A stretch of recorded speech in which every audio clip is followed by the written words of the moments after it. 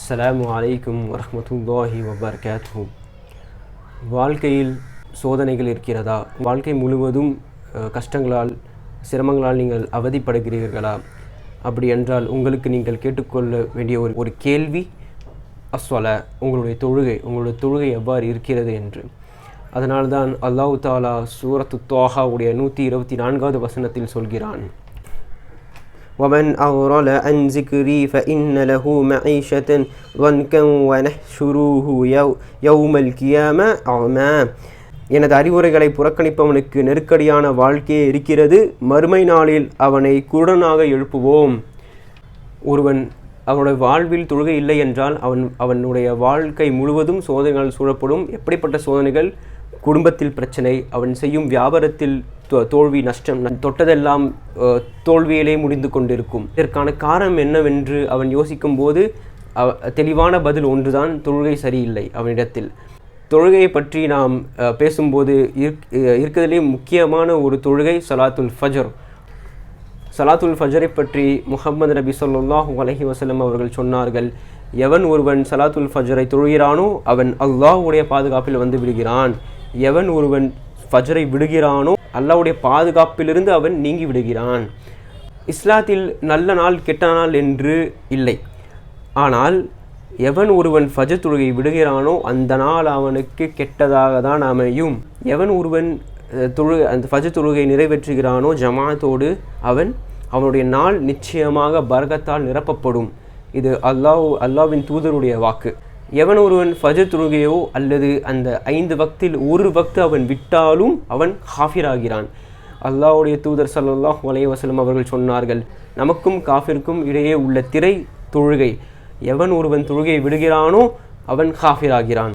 நபி ஸல்லல்லாஹு அலைஹி வஸல்லம் அவர்கள் சொன்னார்கள், இரண்டு தொழுகை முனாஃபிக்குகள் தான் கடினமாக இருக்கும். சலாத்துல் ஃபஜர், சலாத்துல் இஷா, இந்த இரண்டும் முக்மீன்களுக்கு கடினமாக இருக்காது, முனாஃபிக்குகள் தான் கடினமாக இருக்கும். ஒரு முஸ்லீம் தொழுகையை விடவே முடியாது. அப்படி அவன் தொழுகையை விட்டால் அவன் முஸ்லீமாகவே இருக்க முடியாது. சஹாபாக்கள் சொன்னார்கள், எங்களுடைய காலத்தில் நயவஞ்சகர்கள் தான் ஃபஜரையும் இஷாவையும் விடுவார்கள் என்று. சரி, ஒருவன் 5 வக்த் தொழுகையும் தொழுகிறான். அப்படி அவன் தொழுதும் அவன் நரகம் செல்வான். அவன் யார்? அபா உஸ்ஸலா, அவன் தொழுகையை வீணடிப்பவன். இப்னு அப்பாஸ் ரலியல்லாஹு அன்ஹு அவர்கள் சொன்னார்கள், அஹ்ரு ஸலாத் அன் வக்திஹா, தொழுகையை நேரம் தவறி தொழுவது, தொழுகையை அந்த நேரத்தில் அந்த வக்தில் தொழாதவர்கள் நரகம் செல்வார்கள். தொழுகைதான் அனைத்து வழிகளுக்கும் அனைத்து சோதனைகளுக்கும் மருந்து.